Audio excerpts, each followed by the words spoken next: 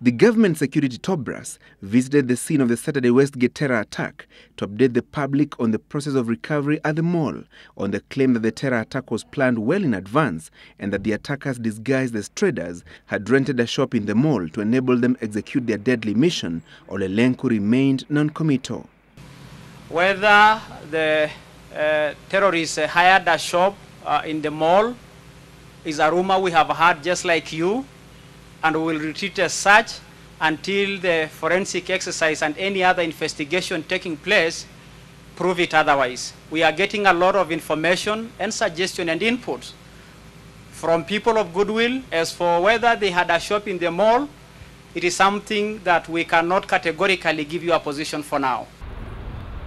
The Cabinet Secretary's position, affirming an earlier statement by his Principal Secretary Mutea Iringo when he met religious leaders at Harambee House. Over the last few years, since terrorism became a major threat in this country, we've been receiving threats. We've been preempting several, but this was unfortunate that it happened. The government has acknowledged that chances of finding people alive from the Westgate Mall were slim, denting hopes of those still missing their relatives and friends following the Saturday terror attack.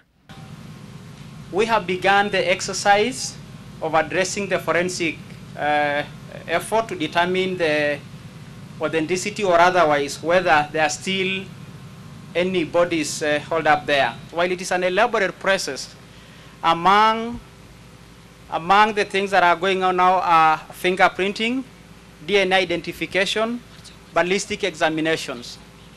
We expect that the exercise of forensic audit will take not less than 7 days. But for the exact results coming out of that, we'll leave for the expert to determine. The identities and nationalities of the Westgate Mall attackers remains unknown, and the government would not even confirm or deny whether the terror attack was spearheaded by Samantha Lethwaite, a British female terrorist, as widely believed. Lethwaite, popularly known as the White Widow, is linked with various terrorist attacks and had even alluded to the Westgate attack in one of our blogs. Regarding the presence of a woman terrorist, earlier on in our previous briefings, we indicated that there was no indication to suggest that there is a woman terrorist.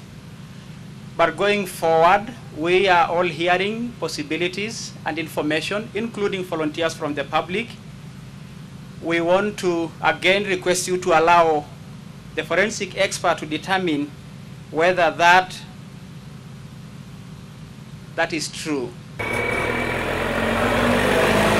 The government maintains that there were 67 fatalities, including 6 military officers. The process of clearing the rubble from the Westgate Mall is likely to take up 7 days.